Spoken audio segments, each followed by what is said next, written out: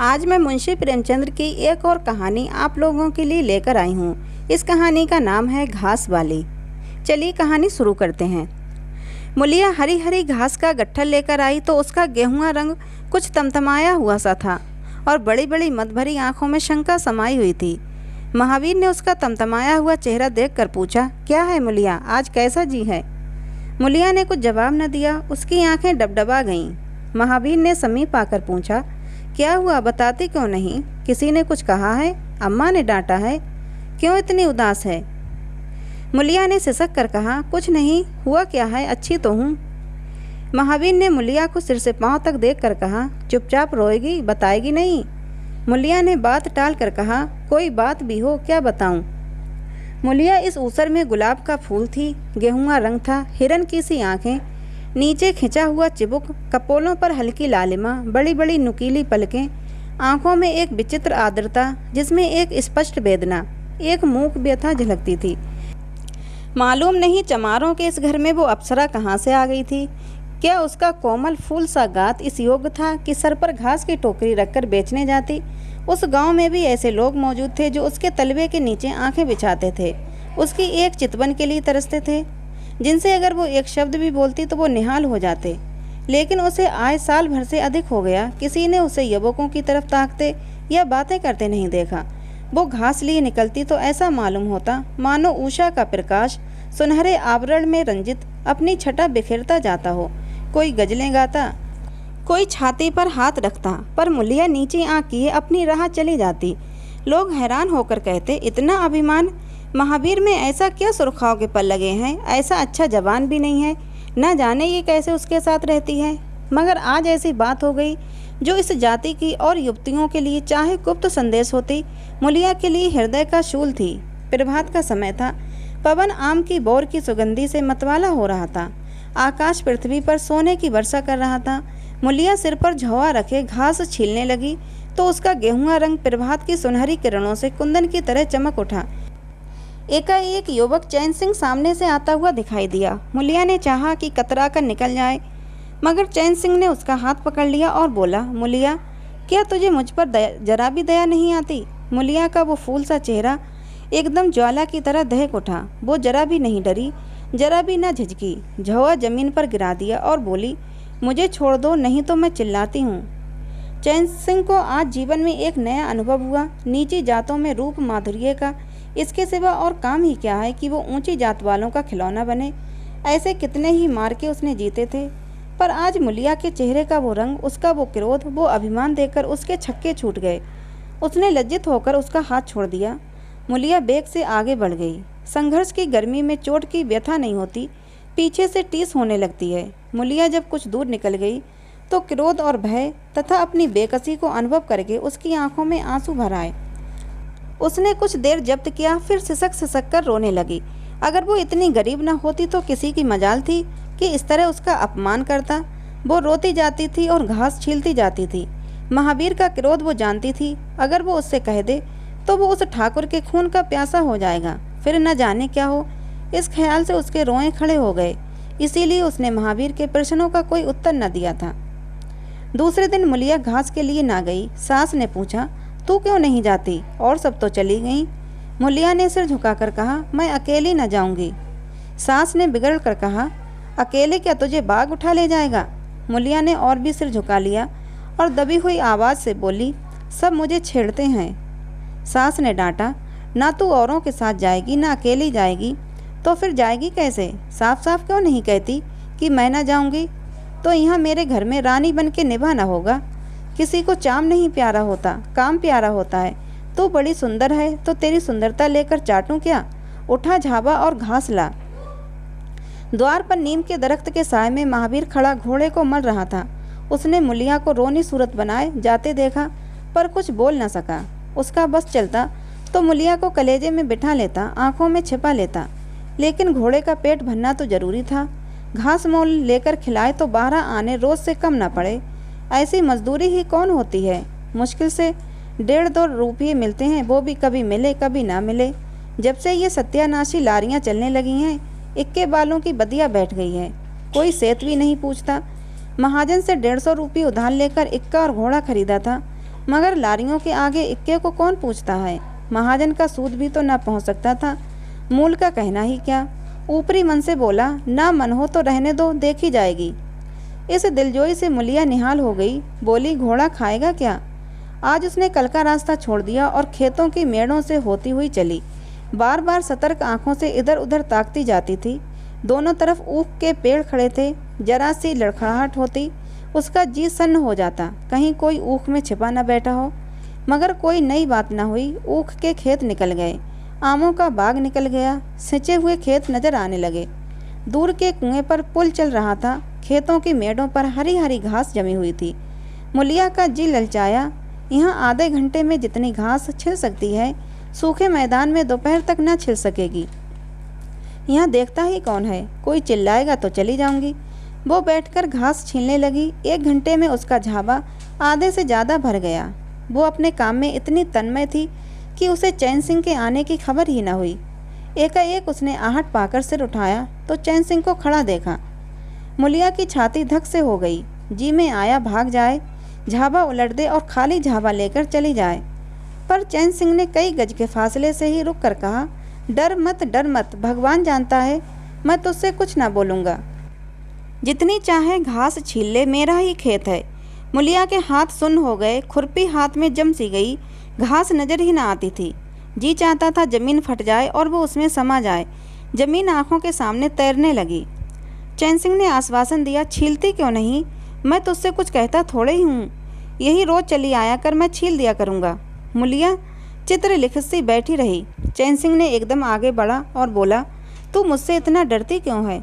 क्या तू समझती है मैं आज भी तुझे सताने आया हूँ। ईश्वर जानता है कल भी तुझे सताने के लिए मैंने तेरा हाथ नहीं पकड़ा था। तुझे देखकर आप ही आप हाथ बढ़ गए। मुझे कुछ सुध ही न रही। तू चली गई तो मैं वहीं बैठकर घंटों रोता रहा। जी में आता था हाथ काट डालूं, कभी जी चाहता था जहर खा लूं। तभी से तुझे ढूंढ रहा हूँ। आज तू इस रास्ते पे चली आई, मैं सारा हार छानता हुआ यहाँ आया हूँ। अब जो सज़ा तेरे जी में आवे दे दे। अगर तू मेरा सिर भी काट ले तो गर्दन न हिलाऊंगा। मैं शोहदा सा लुच्चा था, लेकिन अब जब से तुझे देखा है मेरे मन से सारी खोट मिट गई है। अब तो यही जी में आता है कि तेरा कुत्ता होता और तेरे पीछे पीछे चलता, तेरा घोड़ा होता, तब तू अपने हाथों से मेरे सामने घास डालती। किसी तरह ये चोला तेरे काम आवे, मेरे मन की ये सबसे बड़ी लालसा है। मेरी जबानी काम ना आवे अगर मैं किसी खोट से ये बातें कर रहा हूँ। बड़ा भाग्यवान था महावीर जो ऐसी देवी उसे मिली। मुलिया चुपचाप सुनती रही, फिर नीचा सिर करके भोलेपन से बोली, तो तुम मुझे क्या करने को कहते हो। चैन सिंह और समीप आकर बोला, बस तेरी दया चाहता हूँ। मुलिया ने सिर उठाकर उसकी ओर देखा। उसकी लज्जा न जाने कहाँ गायब हो गई। चुपते हुए शब्दों में बोली, तुमसे एक बात कहूँ, बुरा तो न मानोगे। तुम्हारा ब्याह हो गया या नहीं। चैन सिंह ने दबी जबान से कहा, ब्याह तो हो गया, लेकिन ब्याह क्या है, खिलवाड़ है। मुलिया के होंठों पर अवहेलना की मुस्कुराहट झलक पड़ी। बोली, फिर भी अगर मेरा आदमी तुम्हारी औरत से इसी तरह बातें करता तो तुम्हें कैसा लगता। तुम उसकी गर्दन काटने पर तैयार हो जाते कि नहीं। बोलो, क्या समझते हो कि महावीर चमार है तो उसकी देह में लहू नहीं है, उसे लज्जा नहीं है, अपने मर्यादा का विचार नहीं है। मेरा रूप रंग तुम्हें भाता है क्या। घाट के किनारे मुझसे कहीं सुंदर औरतें नहीं घूमा करती, मैं उनके तलबों की बराबरी भी नहीं कर सकती। तुम उसमें से किसी से क्यों नहीं दया मांगते। क्या उनके पास दया नहीं है। मगर वहाँ तुम ना जाओगे, क्योंकि वहाँ जाते तुम्हारी छाती दहलती है। मुझसे दया मांगते हो इसीलिए ना कि मैं चमारिन हूँ, नीच जाती हूँ। और नीच जाति की औरत जरा सी घुड़की धमकी या जरा सी लालच से तुम्हारी मुट्ठी में आ जाएगी। कितना सस्ता सौदा है। ठाकुर हो ना, ऐसा सस्ता सौदा क्यों छोड़ने लगे। चैन सिंह लज्जित होकर बोला, मूला ये बात नहीं, मैं सच कहता हूँ, इसमें ऊंच नीच की बात नहीं, सब आदमी बराबर हैं। मैं तो तेरे चरणों पर सिर रखने को तैयार हूँ। मुलिया, इसीलिए ना कि जानते हो मैं कुछ नहीं कर सकती। जाकर किसी खतरानी के चरणों पर सिर रखो तो मालूम हो कि चरणों पर सिर रखने का क्या फल मिलता है। फिर ये सर तुम्हारी गर्दन पर न रहेगा। चैन सिंह मारे शर्म के जमीन में गड़ा जाता था। उसका मुंह ऐसा सूख गया मानो महीनों की बीमारी से उठाओ, मुंह से बात न निकलती थी। मुलिया इतनी बाकपटू है, इसका उसे गुमान भी न था। मुलिया फिर बोली, मैं भी रोज़ बाजार जाती हूँ, बड़े बड़े घरों का हाल जानती हूँ।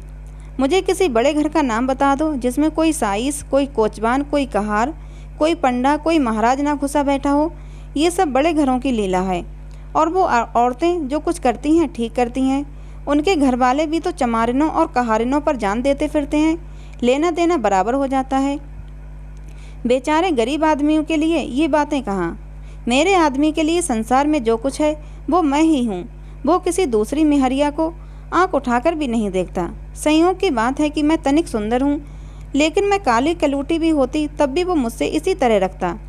इसका मुझे विश्वास है। मैं चमारिन होकर भी इतनी नीच नहीं हूँ कि विश्वास का बदला खोट से दूँ। हाँ, वो अपने मन की करने लगे, मेरी छाती पर मूंग दलने लगे तो मैं भी उसकी छाती पर मूंग दलूंगी। तुम मेरे रूप ही के दीवाने हो ना। आज मुझे माता निकल आए, कानी हो जाऊं तो मेरी ओर ताकोगे भी नहीं। बोलो, झूठ कहती हूँ? चैन सिंह इनकार न कर सका। मुलिया ने उसी गर्व भरे स्वर में कहा, लेकिन मेरी एक नहीं दोनों आंखें फूट जाएं तब भी वो मुझे इसी तरह रखेगा, मुझे उठावेगा, बैठावेगा और खिलावेगा। तुम चाहते हो मैं ऐसे आदमी के साथ कपट करूं?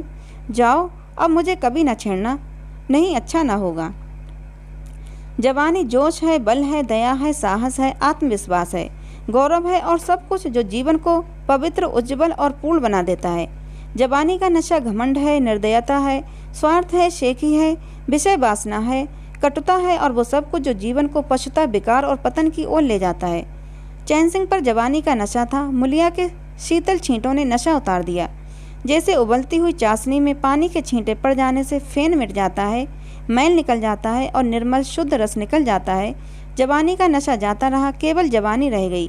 कामनी के शब्द जितनी आसानी से दीन और ईमान को गारत कर सकते हैं, उतनी ही आसानी से उनका उद्धार भी कर सकते हैं। चैन सिंह उस दिन से दूसरा ही आदमी हो गया।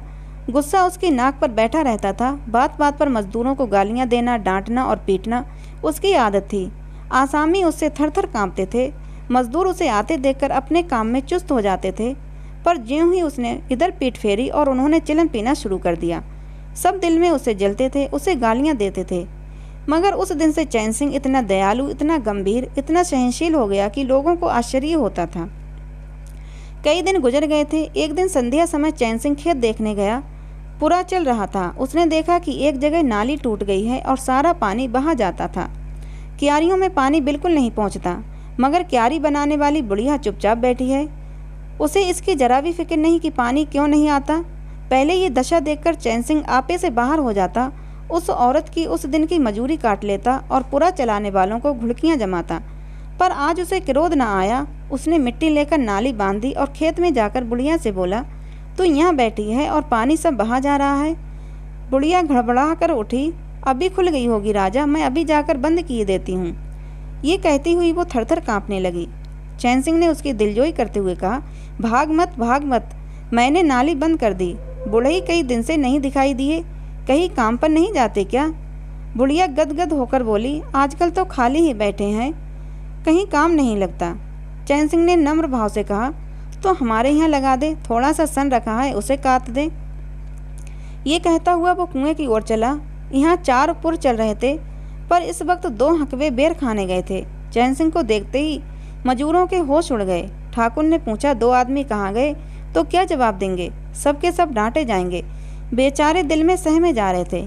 चैन सिंह ने पूछा, वो दोनों कहाँ चले गए? किसी के मुंह से आवाज़ ना निकली।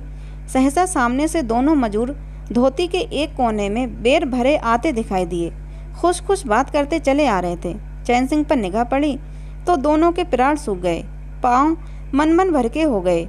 अब ना जाने क्या होगा। दोनों समझ गए कि आज डांट पड़ी, शायद मजूरी भी कट जाए।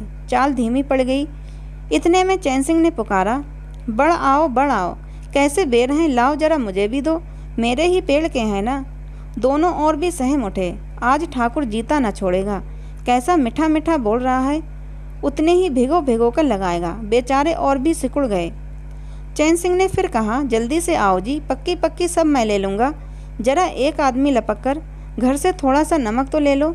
बाकी दोनों मजदूरों से तुम भी दोनों आ जाओ। उस पेड़ के बेर मीठे होते हैं, बेर खा लें, काम तो करना ही है। अब दोनों भगोड़ों को कुछ ढांढस हुआ। सभी ने जाकर सब बेर चैन सिंह के आगे डाल दिए और पक्के पक्के छाँट कर उसे देने लगे। एक आदमी नमक लाने दौड़ा। आधा घंटा तक चारों पुर बंद रहे। जब सब बेर उड़ गए और ठाकुर चलने लगे तो दोनों अपराधियों ने हाथ जोड़कर कहा, भैया जी, आज जान बख्शी हो जाए, बड़ी भूख लगी थी, नहीं तो कभी न जाते। चैन सिंह ने नम्रता से कहा, तो इसमें बुराई क्या है? मैंने भी तो बेर खाए, एक आधा घंटे का हर्ज हुआ यही ना। तुम चाहोगे तो घंटे भर का काम आधे घंटे में कर दोगे, ना चाहोगे दिन भर में भी घंटे भर का काम ना होगा। चैन सिंह चला गया तो चारों बातें करने लगे।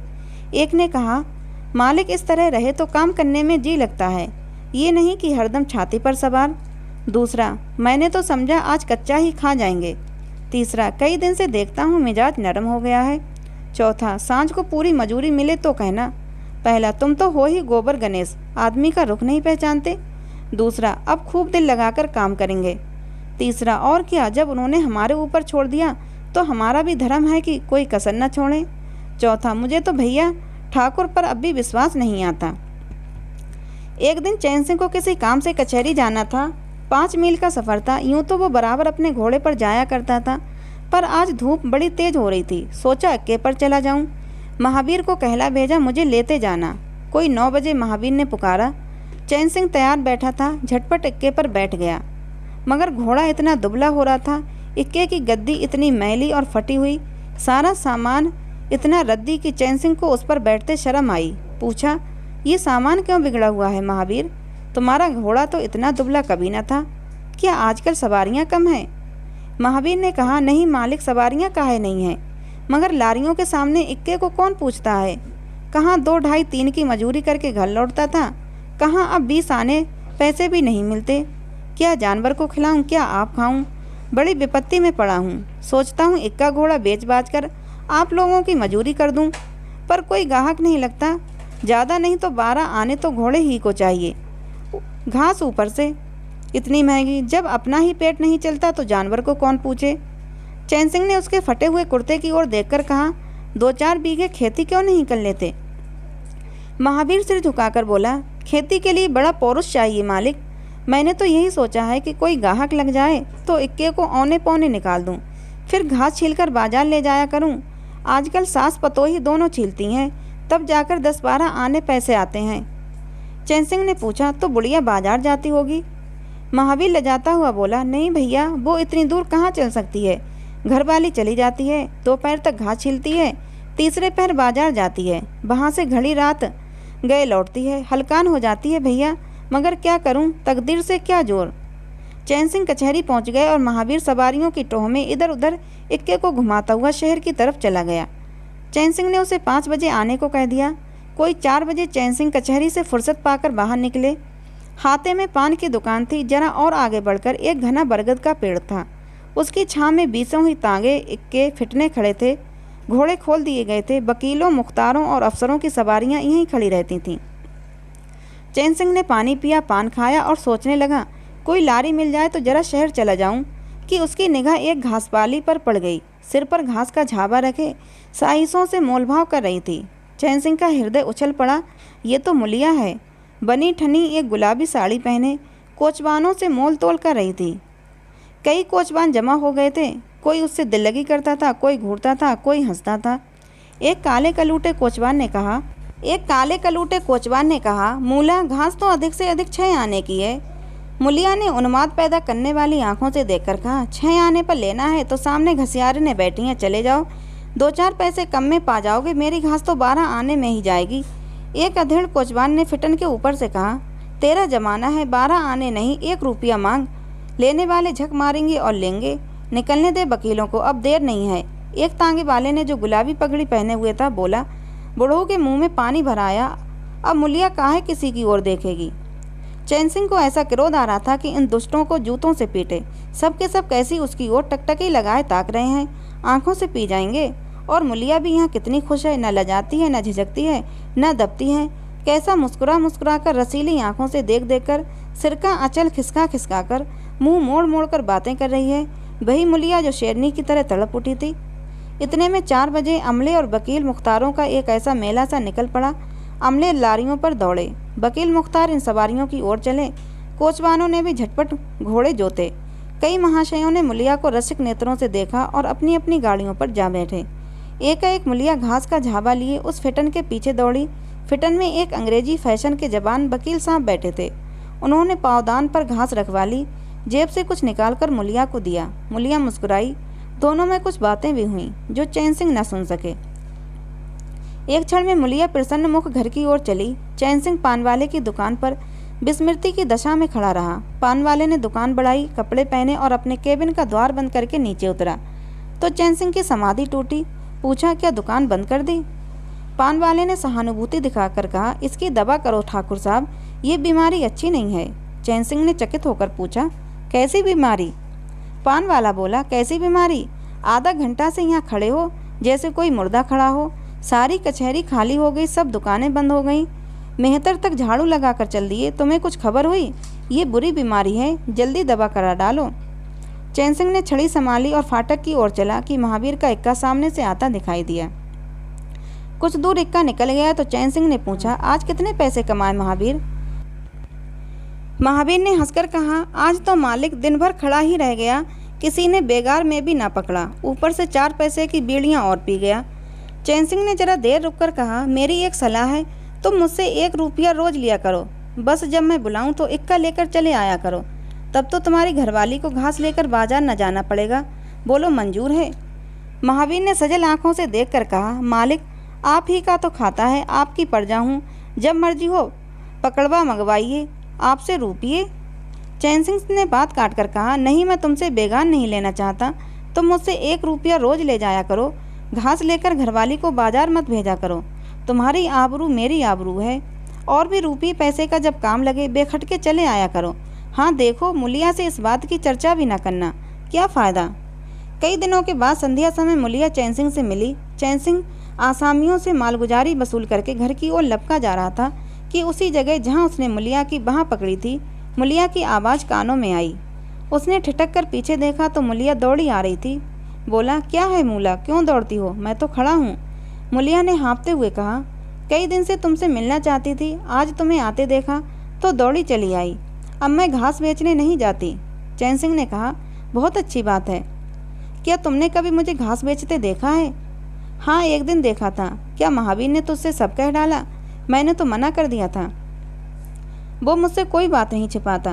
दोनों एक क्षण चुप खड़े रहे, किसी को कोई बात न सूझती थी। एकाएक मुलिया ने मुस्कुराकर कहा, यहाँ तुमने मेरी बाँह पकड़ी थी। चैन सिंह ने लज्जित होकर कहा, उसको भूल जाओ मूला, मुझ पर जाने कौन भूत सवार था। मुलिया गद्द कंठ से बोली, उसे क्यों भूल जाऊं? उसी बाँह गहे की लाज तो निभा रहे हो। गरीबी आदमी से जो चाहे करवाए, तुमने मुझे बचा लिया। फिर दोनों चुप हो गए। जरा देर के बाद मुलिया ने फिर कहा, तुमने समझा होगा मैं हंसने बोलने में मगन हो रही थी। चैन सिंह ने बलपूर्वक कहा, नहीं मुलिया, मैंने एक क्षण के लिए भी नहीं समझा। मुलिया मुस्कुराकर बोली, मुझे तुमसे यही आशा थी और है। पवन सिंचे हुए खेतों में विश्राम करने जा रहा था, सूर्य निशा की गोद में विश्राम करने जा रहा था और उस मलिन प्रकाश में चैन सिंह मुलिया की विलीन होती हुई रेखा को खड़ा देख रहा था। तो दोस्तों, मुंशी प्रेमचंद्र की ये कहानी आपको कैसी लगी कमेंट करके ज़रूर बताना। अच्छी लगी हो तो इसे एक लाइक और चैनल को सब्सक्राइब जरूर कर लेना। मिलते हैं अगली किसी नई कहानी के साथ।